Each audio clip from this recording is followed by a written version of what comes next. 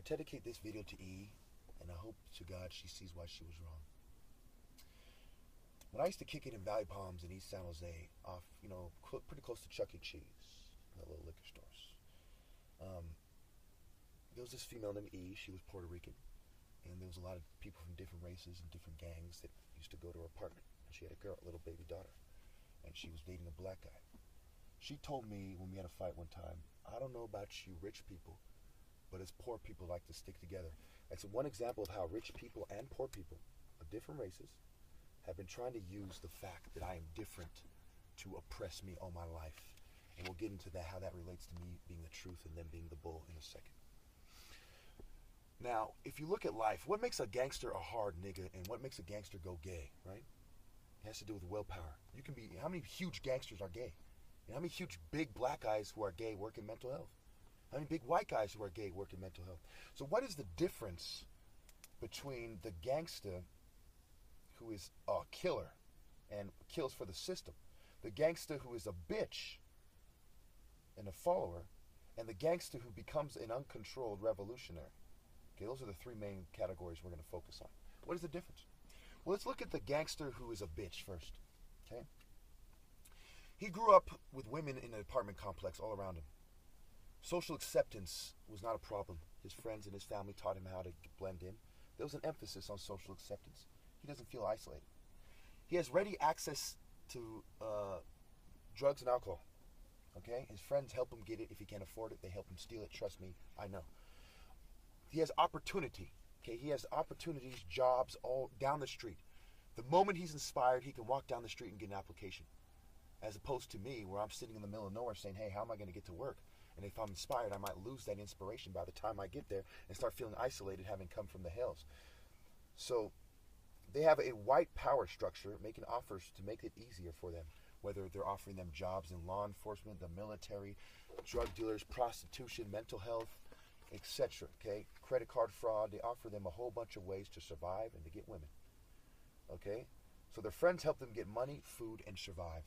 And as a result, these people actually have it easier than a black guy who is sabotaged. Let's look at Master P. I'm going to use quotes from different people to help you see that I'm right.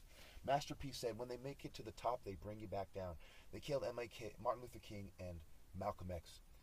Martin Luther King had a decent amount of money when he was killed. Okay, did he have life easier than the black guy in the ghetto? No, because he was a revolutionary. He was a nonconformist for the most part, right? Or at least perceived as such by society, though he probably was a Mason. He met with the Carlyle Group and whatever, okay? But I'm using him as an example anyway to help you understand. So, what was the difference? Is your average gang member tougher than Martin Luther King? Absolutely not. So now that we've ruled out the majority, 99% of gang members, again, you look at the documentaries, they'll say it's 1% of gang members do the killing. 99% are just like I described. So let's talk about that 1% now, okay? What makes them a psychopath killer? These are your apeps. The 99% are the sets. They're pretty tough physically, but they don't know what the fuck they're talking about, and they've sided with APEP. So now, what about the less than 1%, the almost non-existent percent? We don't even have to put it as a percent of people like me, right? Okay, first let's talk about the apeps. They grew up being molested, okay? Their sisters were probably molested. Their sisters probably dated drug dealers, and drug dealers put them on the game. They might have been beaten by their parents or stepfather, okay? They had a series of events that molded them into a psychopath, and they're the types of people who want to hurt animals, specifically innocent animals, as a result. Think about the people who don't want you to kill snakes, who are aligned to the Jeffrey Dahmers who kill innocent, beautiful creatures of nature. Yes, it is related.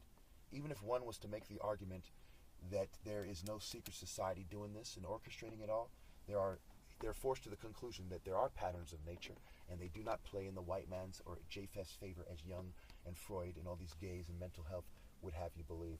Now let's look at the toughest by far. Who is the toughest by far? Well, the psychopath is just a little bitch who doesn't have the depth of wisdom to come to my point of view, much less the heart to carry his cross. The psychopath operates in the shadows like the rest of the bitches, whereas a man of God walks in the light. You are hated by everyone because of me. as opposed to the coward who walks in the night and no one even sees why they should hate him in the first place unless they are like me. So it takes a fucking... This is not brain surgery here, people. This is not being the top martial artist.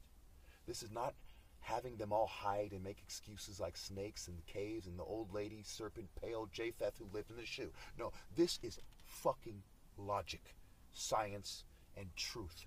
Natural law. Naturally, I am superior because of my tribe of Judah, Igbo roots, because of my philosophy, because of my works.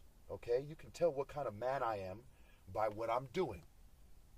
You can tell most of these gangsters are bitches who are scared. And then there's that 1% of psychopaths that rise to the top, who operate in the shadows, in the shoe, in the hole, in prison, under a bull in the dark. So you can't see what the serpent is doing under the bull, and you can't see what the light is doing while it's being oppressed by the bull.